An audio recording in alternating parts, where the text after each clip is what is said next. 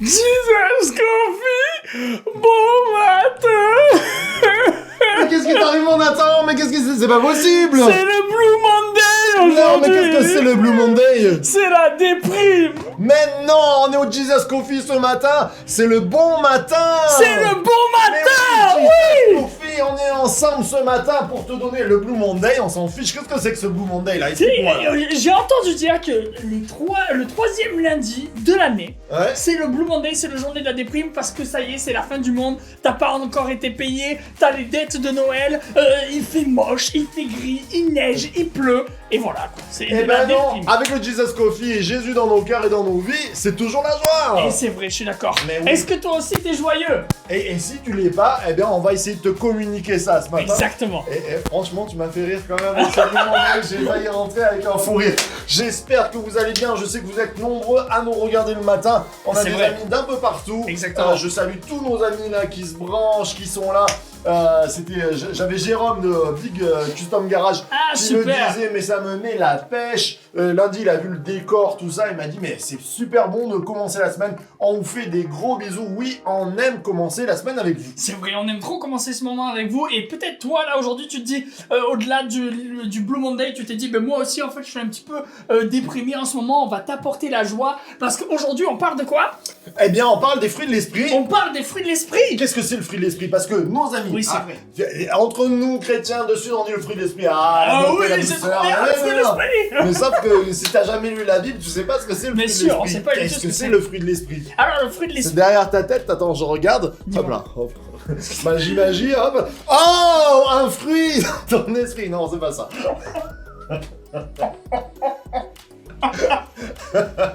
Alors, on peut se demander qu'est-ce que c'est que le fruit de l'esprit? Est-ce que vous savez? Oui, certains, les anciens chrétiens qui lisent leur Bible, ils le savent. J'ai perdu mon Nathan avec ma blague qui était un peu moisie. C'est bien ta blague, j'aime beaucoup. C'est quoi le Alors, fruit de l'esprit alors? Le fruit de l'esprit. Donc déjà on part d'un verset qui est dans l'épître des Galates. Ok. Au chapitre 5 verset 22 si vous voulez retrouver la référence. Chapitre 5 verset 22. Donc c'est notre ami Paul, Saint Paul. Voilà, qui est Qui- écrit aux qui a écrit chrétiens de Galatie. Oui.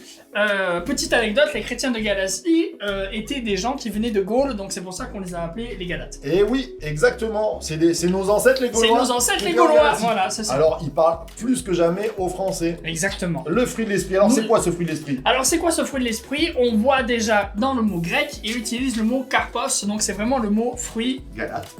le vrai fruit de l'arbre. Ouais. Mais au-delà de ça, c'est aussi, ça peut vouloir dire ce qui est à l'origine de, ce qui vient de. Donc, on pourrait traduire ce qui vient de l'esprit, c'est l'amour, la patience, la joie, les sourires. Mais tout ça. l'esprit de quoi? Ma tête, mon cerveau, mon intelligence? Très bonne question. C'est l'esprit de Dieu. En Ah. fait, les fruits de l'esprit, c'est ce que l'on va produire avec l'esprit qui vit en nous. Exactement. C'est-à-dire, pour bien concrétiser, Dieu veut habiter en nous. Il a Exactement. fait cette promesse. Il a dit, si tu crois en moi, eh bien, je viendrai habiter dans ton âme et je t'aiderai. Et c'est par son esprit qu'on va, plus que être aidé, être transformé dans notre vie Mhm. et porter ce fruit, ce résultat, en fait. Puisque Dieu vient nous bénir, on porte du résultat. Exactement. Et ce résultat, il se voit au quotidien. Et c'est quoi le résultat, alors? Alors, c'est quoi ce résultat? On va commencer premièrement avec la foi, mais même je pense que c'est bien si On peut-être pourrait on le peut dire. le lire Allez. pour nos auditeurs. Galates Comme ça, 5.22, à connaître par cœur. Galates 5.22, Ah oui, vous Galates la prenez. 5.22. Galates 5.22, Galates 5.22. Oh là là, ces feuilles de papier sont toutes minuscules. Alors Galates 5.22 nous dit, mais le fruit de l'esprit, le résultat du Saint-Esprit, de l'Esprit de Dieu en nous, qu'est-ce que ça va donner? C'est l'amour, c'est la joie, la paix, la patience, la bonté, la bienveillance, la foi, la douceur, la maîtrise de soi. C'est beau ça. Alors, je suis en train de me dire, c'est les fruits de l'esprit, c'est pas le fruit de l'esprit. Alors, on dit le fruit de l'esprit, Mhm. mais par exemple, dans cette orange, clémentine, Mandarine. Tu l'avais presque. Exactement. Dans cette mandarine, il y a plusieurs quartiers, Ah, un fruit, mais avec plusieurs... plusieurs Mais compartiments. t'es sûr? Bien sûr. T'es sûr qu'il n'y a pas qu'un morceau dedans? Bon, on va voir. Je vais allez, l'ouvrir, on va ouvre. l'ouvrir, On va l'ouvrir, on va Ok. l'ouvrir. Alors, tu dis, l'action de Dieu, L'action de Dieu en dans notre nous, vie, ça va porter ça va plusieurs... porter plusieurs fruits. Et d'ailleurs, si on recherche un petit peu dans la Bible, Ouais. là par exemple, Galates 5, verset 22, nous dit 9. Si vous avez compté avec moi, Ouais. il y en a 9. Mais si on cherche un petit peu plus dans la Bible, il y en a d'autres. On a le fruit de justice, on a le fruit de l'humilité, on a le fruit de la compassion. Et si on regarde un petit peu, ce sont des caractères de Jésus. Donc, quand l'Esprit de Dieu vit en nous, nous pouvons... Ce que Jésus a accompli, comme quand Voilà. il a dit aimez-vous les uns les autres, C'est ça, et parce que il portait le fruit de l'esprit, C'est on ça. peut le porter. on peut le porter aussi. C'est vrai que quand on ouvre une mandarine magnifique, hop là, il y a plusieurs quartiers. Exactement. C'est un fruit avec plusieurs facettes, on pourrait Plusieurs dire. facettes, plusieurs compartiments, plusieurs... Non, je rigole. Est-ce que ça a du goût? On va voir Est-ce si que c'est ça a un du bon fruit. Acide. Mmh. Acide. On pourrait se poser quelques questions aussi. Quel est notre caractère? Quand tu nous vois, quand on voit un croyant, on devrait toujours porter un bon fruit, c'est ce que Dieu dit. C'est vrai. Et à un moment donné, si tu connais des croyants qui portent du mauvais fruit, tu peux leur dire t'es acide, je suis pas sûr que ça vienne de l'esprit ton truc là. Oui, c'est vrai. Et puis d'ailleurs, petite anecdote, quand on venait juste d'emménager sur Marignane, Ouais. il y avait de ça, allez, peut-être 1 an ou 2, il y avait eu le grand incendie qui était sur Marignane, et on pouvait voir encore sur le bord de l'autoroute plein d'arbres debout. Et c'est là où je me suis dit, des fois, en fait, on a l'impression de voir des chrétiens ou des gens qui sont peut-être pasteurs ou dans la louange ou des trucs comme ça, et on se dit, mais tiens, lui, il fait plein de choses, tout ça, mais en fait, est-ce qu'il porte vraiment du fruit? Parce qu'un arbre qui est debout sans fruit, ça sert pas à grand chose. Ouais, c'est clair. Et du coup, j'ai envie de dire, nous aussi, si des fois on est debout et on sert Dieu et qu'on porte pas de fruits, finalement, on n'apporte pas vraiment quelque chose de bon à Dieu. Et j'ai envie de dire, nous aussi travaillons à ce que nous puissions toujours porter du Amen. fruit, que nous puissions toujours porter du bon fruit. Et aujourd'hui, nous allons voir le fruit de... Alors, avant tout, moi je me mets au scanner des gens. Est-ce qu'on porte du bon fruit avec Jesus Coffee? C'est vrai. Si le Jesus Coffee, ça vous parle, si cet arbre-là qui a grandi, ça porte du fruit, eh bien mettez-le en commentaire. Exactement, on veut un Mettez-nous, maximum de on commentaires. aime ce fruit peut-être de la joie, ce fruit de la bonne humeur. Dites-le. C'est vrai. J'espère pas trop acide en tout cas. Alors aujourd'hui, puisque c'est le Blue Monday, normalement ça commence avec l'amour, mais on va pas commencer par l'amour ce matin. Oui, c'est ça. Le Blue Monday, le jour de la déprime nationale, internationale, il y a les dettes, il y a ci, il y a ça. On a commencé l'année déjà il y a plus de 15 jours, alors là on est un peu... c'est le... Mhm. Eh bien non. On Eh va ben commencer avec le fruit de l'esprit de la... Joie! Amen, on vous transmet la joie. Alors c'est quoi ce fruit de l'esprit? Ce quartier de fruits. Alors, ce quartier de fruits, la joie. Déjà, premièrement, on peut se dire, la joie, c'est scientifique, ça a été prouvé, ça nous procure un bien fou. Quand on ressent de la joie, dans notre cerveau, il y a une hormone qui s'appelle la dopamine, et ça va, entre guillemets, un petit peu nous shooter, et ça nous fait du bien. On est drogué par la joie. On est drogué par la joie. Je vais m'en aller de cette émission, Non, je m'en vais. Quand vous rigolez avec le Jesus Coffee tous les matins, vous recevez de la dopamine. Exactement. C'est vrai. C'est une sorte... C'est quoi? C'est une hormone en fait, c'est ça?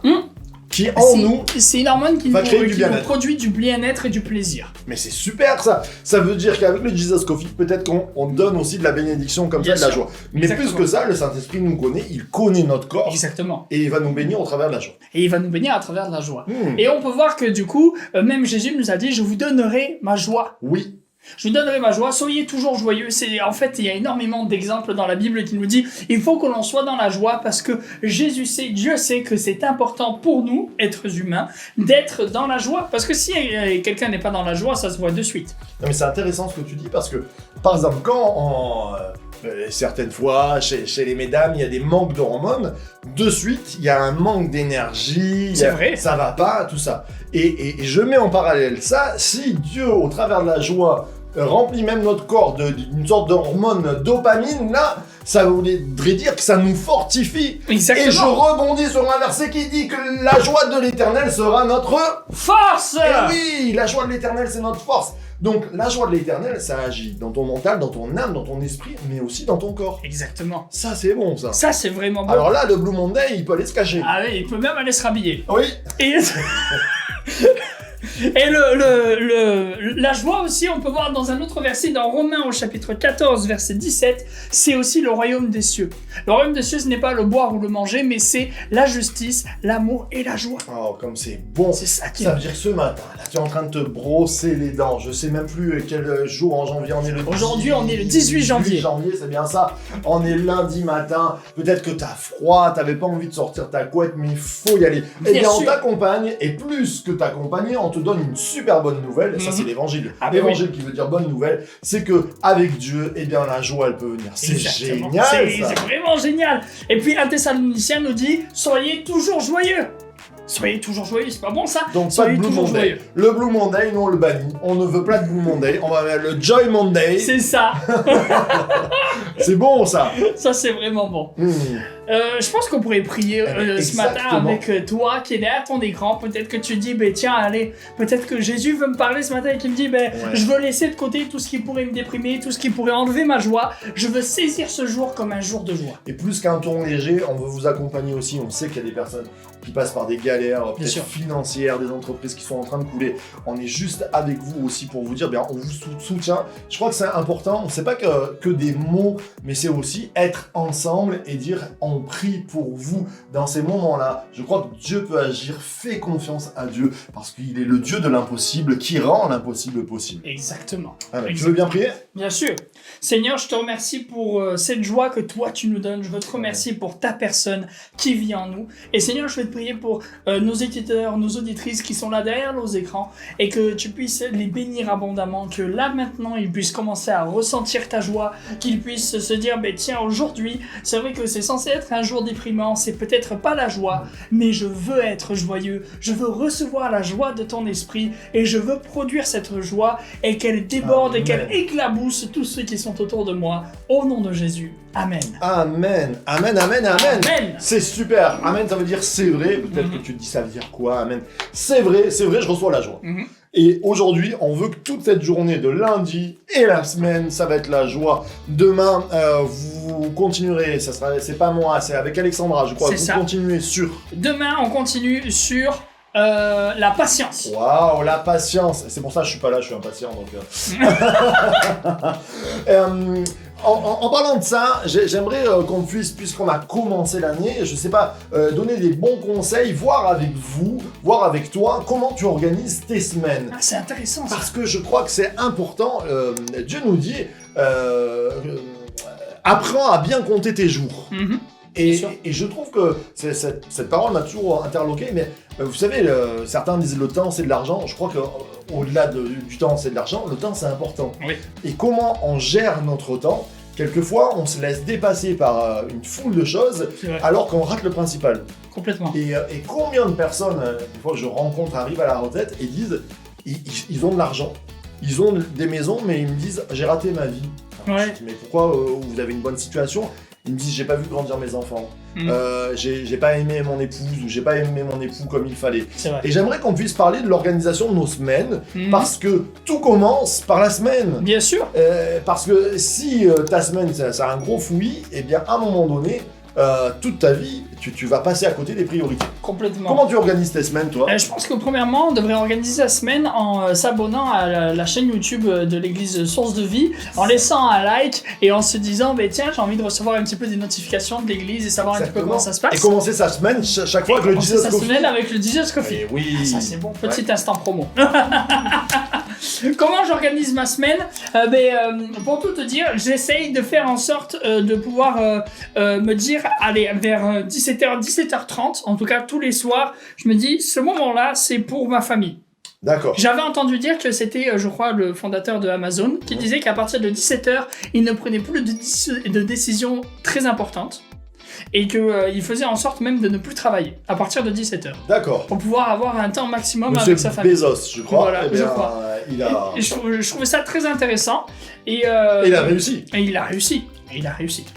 Et donc je me dis, je pense que c'est bien de pouvoir essayer toujours de trouver du temps pour se dire, il faut que je passe du temps avec ma famille, avec les gens qui habitent avec moi, tout simplement, ma femme, mon fils. Et je pense que c'est vraiment important. Comment est-ce que toi, tu le vis? Alors, je crois que c'est important aussi. Moi, on m'a offert un petit agenda papier. Je remercie Zoé, parce que c'est l'épicerie de Zoé, enfin l'épicerie de Zoé, c'est l'équipe de Zoé qui me l'a offert. Merci Alex. Et en fait, j'ai retrouvé le papier et je me suis dit, c'est bien le papier quand même. Parce que à chaque fois, j'étais là-dessus et là, on a les yeux, ça nous rappelle, il y a des notifications, tout ça. Mais avec le papier, eh bien, on dirait que c'est moi qui construis ma semaine. C'est très intéressant. Et pourquoi je vous dis ça? Moi, je suis assez crayon, graphique, tout ça. Mais quand je le fais sur une petite case, on dirait que les cases elles sont déjà là pour moi, tu sais. Ah oui, non, d'accord. c'est là. Que quand tu prends ton agenda, que tu fais ta semaine, tu griffonnes, tu dis rendez-vous, tu mets des petites flèches, tout ça, eh bien, il y a quelque chose qui vient de toi et je trouve que ma semaine, elle m'appartient plus. Ah d'accord, intéressant. C'est vraiment intéressant. Alors, pour ceux qui sont peut-être un petit peu... qui aiment bien écrire, depuis combien de temps vous avez plus écrit d'ailleurs? Je vous pose la question. C'est-à-dire Et moi, ça fait quelquefois, je me dis... Ah, écrire... On n'écrit plus. Oui, c'est vrai, on n'écrit plus, oui. Alors, je sais plus écrire, moi. Eh bien, je trouve, là, moi, je me suis acheté des crayons, des stylos. Et je trouve que c'est bien parce que c'est comme graver quelque chose de notre part. C'est plus juste j'appuie là. On grave quelque chose et je trouvais ça, en tout cas moi pour ma personne, vieille de 41 ans, c'était bon de pouvoir appliquer cela sur ma semaine parce que ça me donnait une trajectoire que j'écrivais et je trouve ça intéressant. Ouais, c'est vrai, moi aussi je trouve ça très très intéressant. Mais alors moi j'ai du mal avec l'écrit, mais c'est bien. Et toi, tu fais agenda Google? J'essaye aussi. Ouais. Et j'essaye aussi un petit peu les rappels. Oui. J'aime bien les rappels.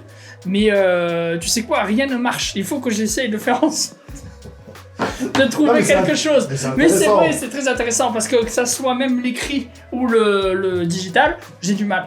Tu as du mal. J'ai du mal. Alors, ce matin, un petit conseil juste à toi aussi. Quand tu organises ta semaine, il faut penser, comme tu disais, déjà à ce qui est agréable.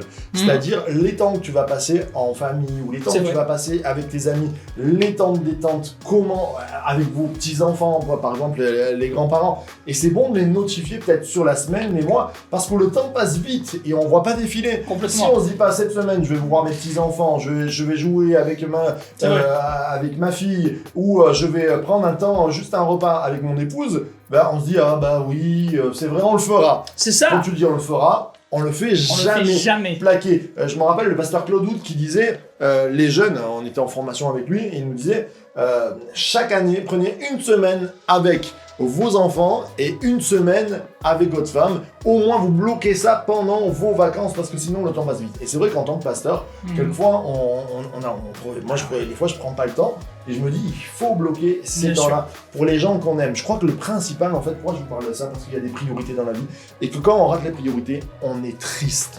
Complètement.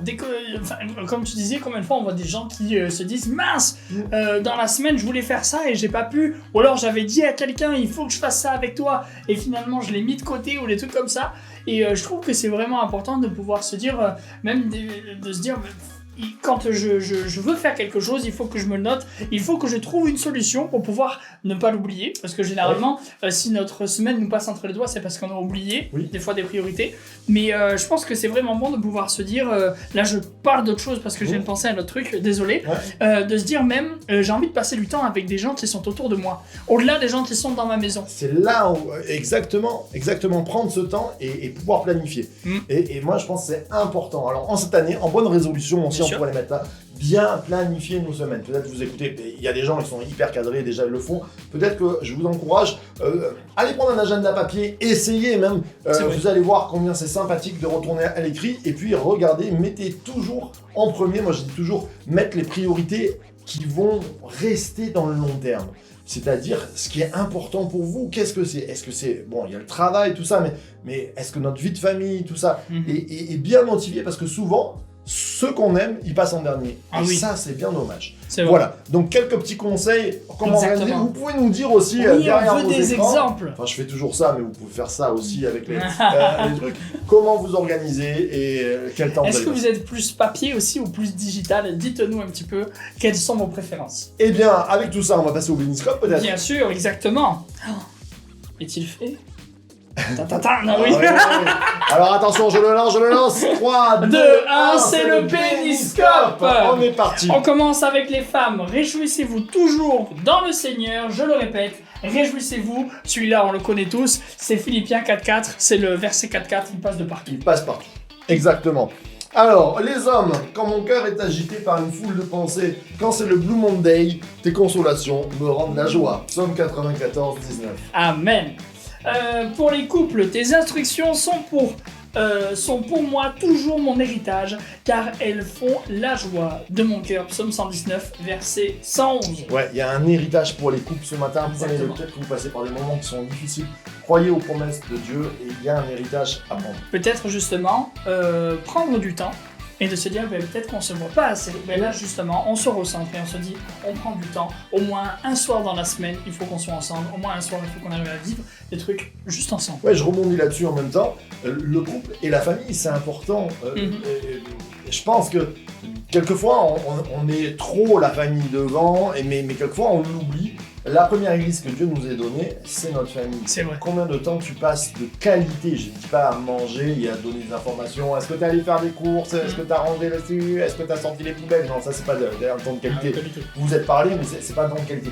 Comment organiser des temps de qualité? Eh bien, avoir un agenda, préparer ces temps-là, préparez-les, parce que c'est là la première église. Et puis, depuis combien de temps t'as pas parlé en famille, avec tes enfants, avec tes petits-enfants, avec ton mari, de Dieu, des bénédictions? Racontez-vous, prenez des temps mis à part pour cela. J'aimais bien pendant le confinement, parce qu'on était obligé de faire les cultes en famille, et ben c'était génial le dimanche super, matin, c'était trop bien. l'église source de vie. Même prendre la Sainte-Seine à la maison, mais- j'aimais bien ça, c'était tellement bon. Pas trop de vin, attention. Les jeunes, tu me fais connaître le sentier de la vie, il y a d'abondantes joies dans ta présence, un bonheur éternel à ta droite. Psaume 16, verset 11, les célibataires, on les oublie pas. Bien sûr, jamais on ne les oublie. Où sont-ils? Voici le jour que l'Éternel a fait, qu'il soit pour nous un sujet d'allégresse et de joie. Psaume 118, verset 24. Pour toi, c'est un jour de joie. Et pour terminer, les seniors, j'ai autant de joie à suivre tes instructions si je possédais tous les trésors. Et oui, parce que là où est ton trésor, là sera ton cœur. Et on fait de notre priorité le Seigneur. Waouh, c'est bon ça. tout ça. Ah oui. Eh bien... C'était une super journée. On vous invite à passer un jour dans la joie, mais un truc de malade. On enterre le Blue Monday. Oh oui. Et on passe dans la joie. Alors on vous souhaite vraiment une bonne journée, un bon début de semaine. C'est Organisez-la bien. Et puis Source de vie. N'oubliez pas les fruits d'esprit, source de vie, The de Church Church to to Be. Be.